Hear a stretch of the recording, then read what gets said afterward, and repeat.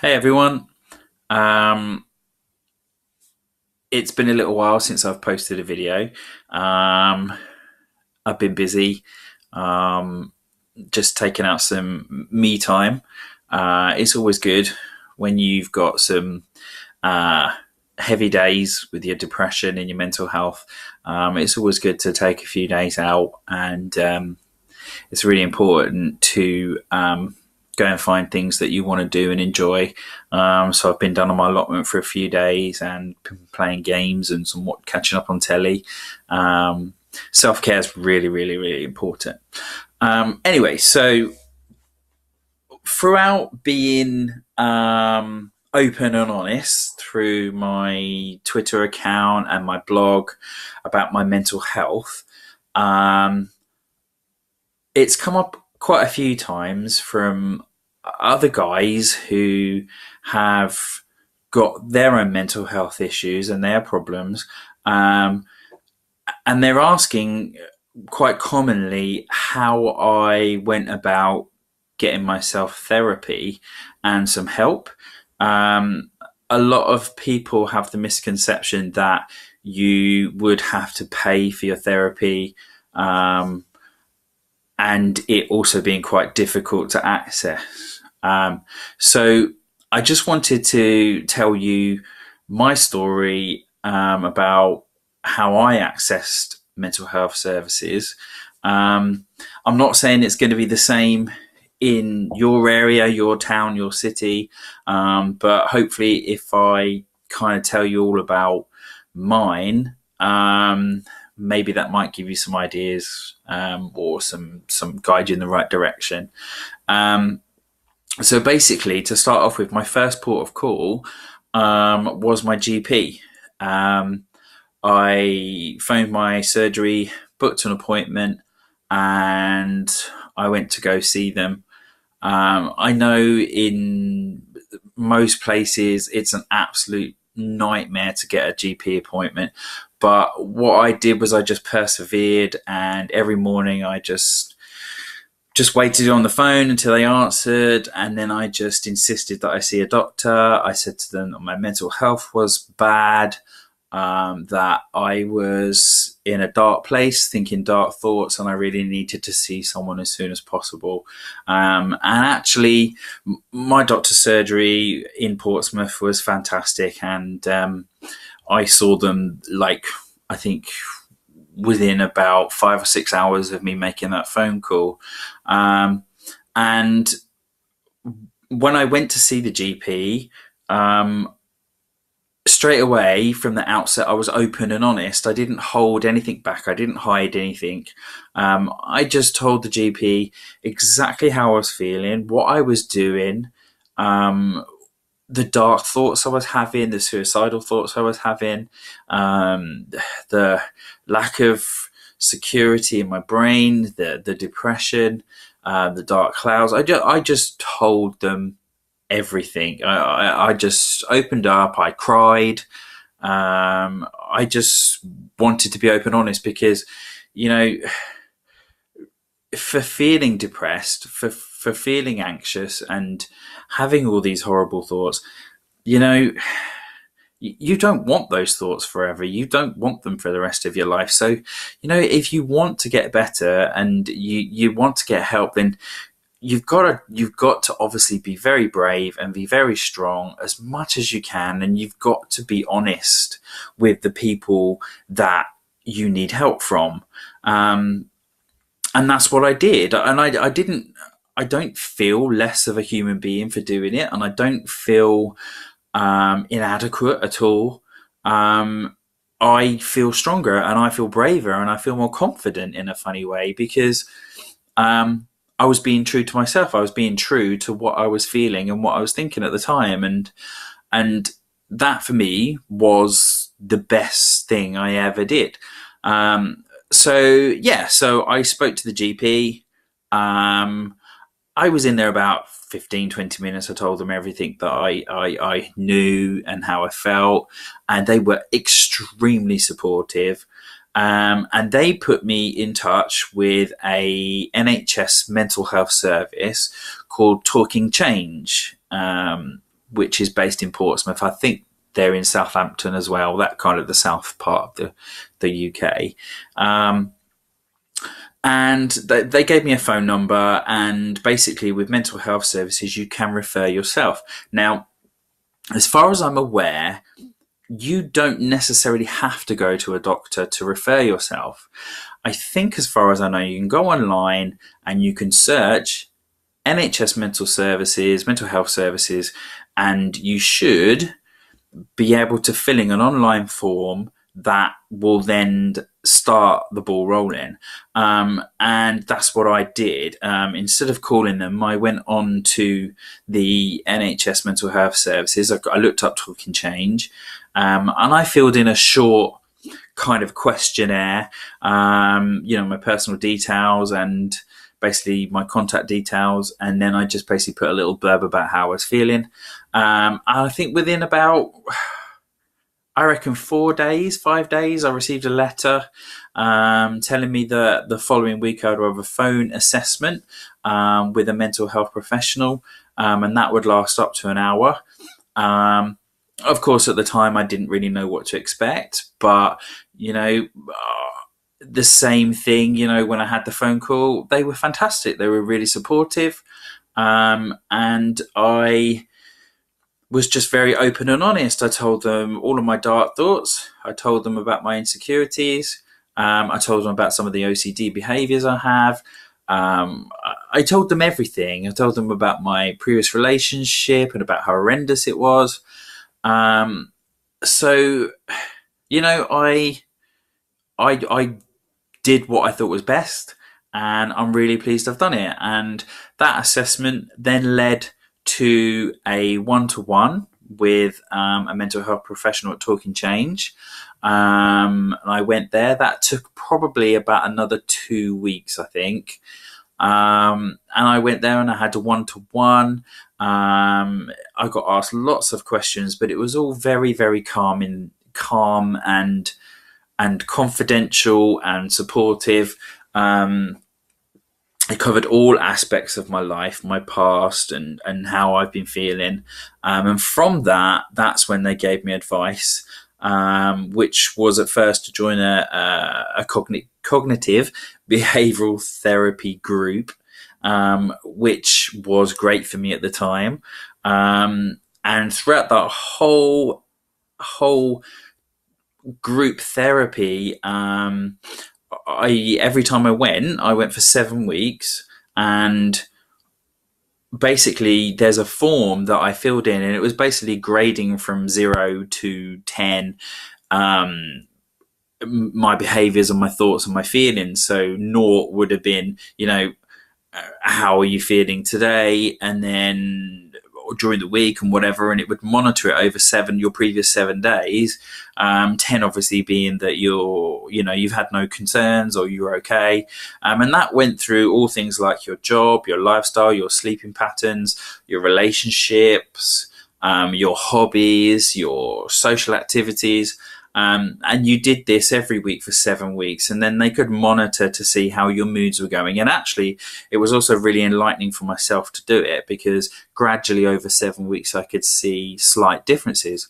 But what was really good was at the end of the 7 weeks, I had another assessment, and I said to them, I really need to get some of my past out of my head.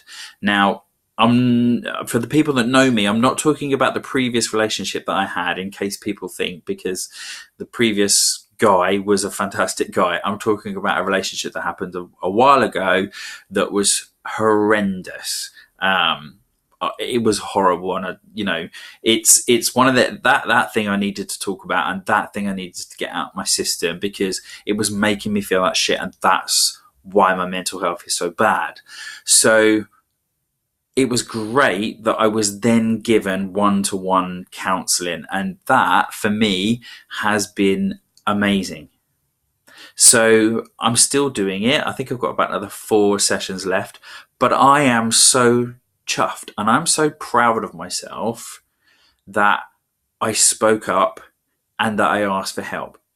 And for me, it was a relatively simple process. The actual logistics of being able to get therapy and counseling was a very simple process.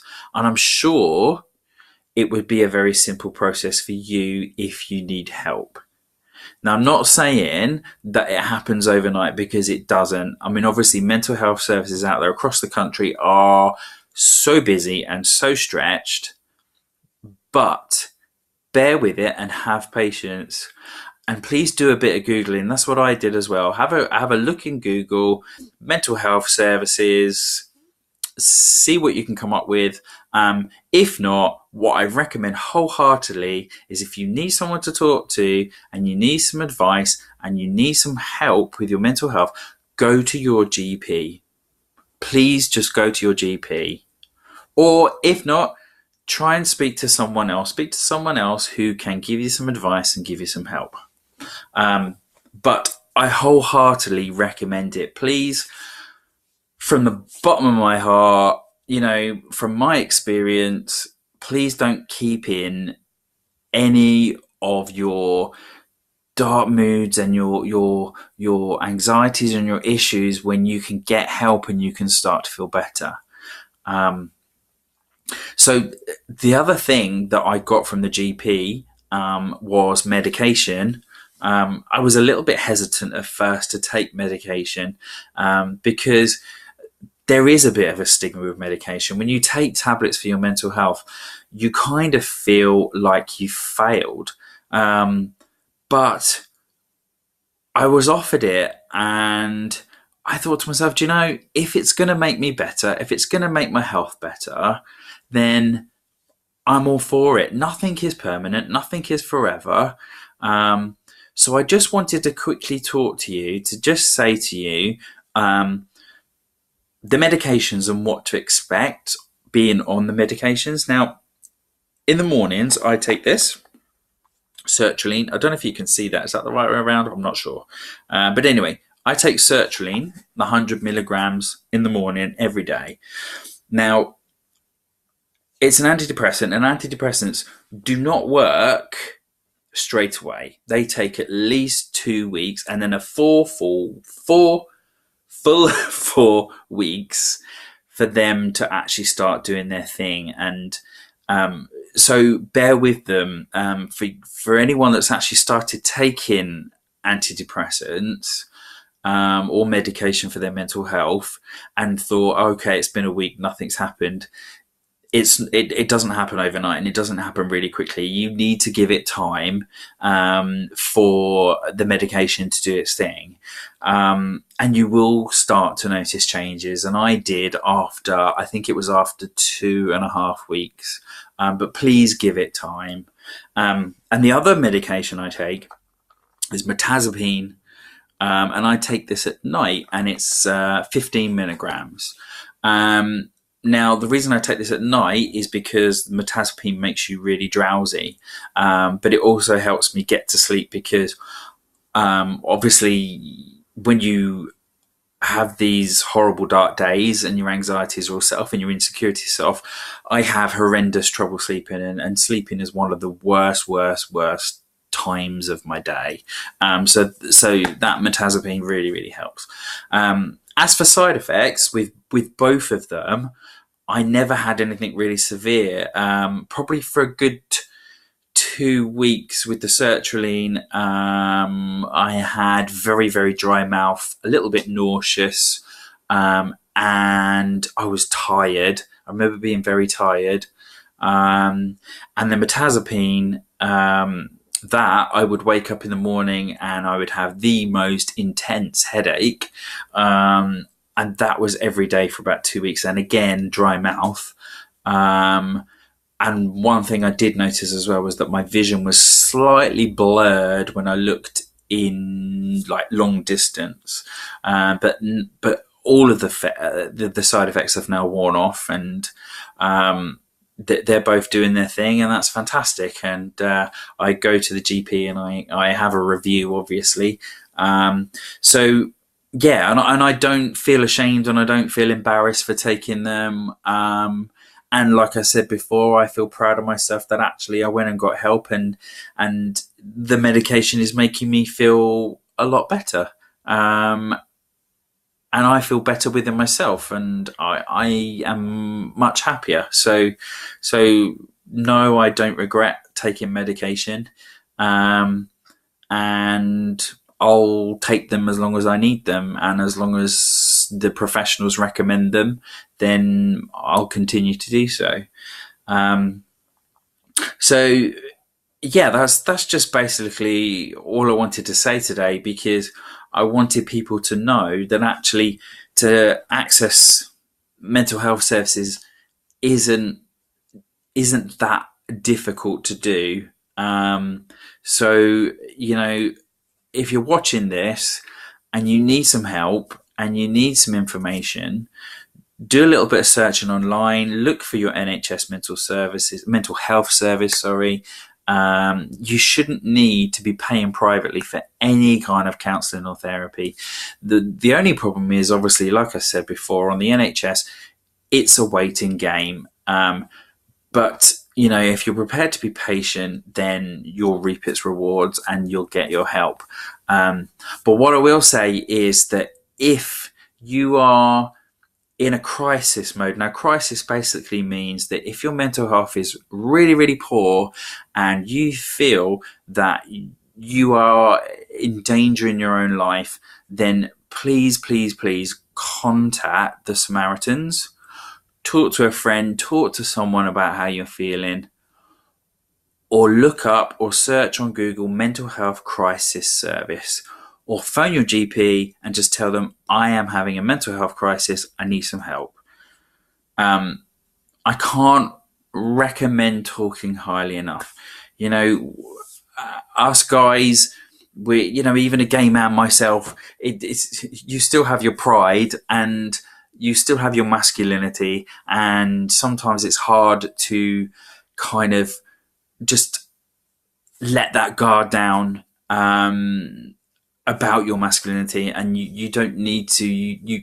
It makes you a stronger person, and you're more of a man for opening up and talking about things. Talking about your emotions is not a process that demasculates yourself. It's a crazy notion. So please reach out and talk to someone. So let me know if you need some advice or some help. I can try to explain as much as I can. If not, I can try and signpost you in the right direction. Carry on talking, guys, and carry on talking about mental health. We're doing wondrous things. We are doing great things. And particularly the LGBTQ plus community, our mental health is, pretty up there because of, the unique things that we deal with, like coming out, having to deal with homophobia and, all sorts of stuff. We do have a lot of pressures, and mental health is, the diagnosis of mental health is quite high within the LGBTQ community. So, if we all help each other out and we're all around to talk to each other, then, great stuff, and so that's why I have my blog, that's why I have my Twitter account, and that's why I do this on YouTube, because I want people to know that actually, hey, I'm Glenn and I'm normal, and mental health is normal, and that's what we do. And anyway, I'm waffling on. So I'm going to leave you. Jesus, this video is 18 minutes long. I really hope you're still watching and you're not bored. Anyway, take care, guys, and I will be back soon.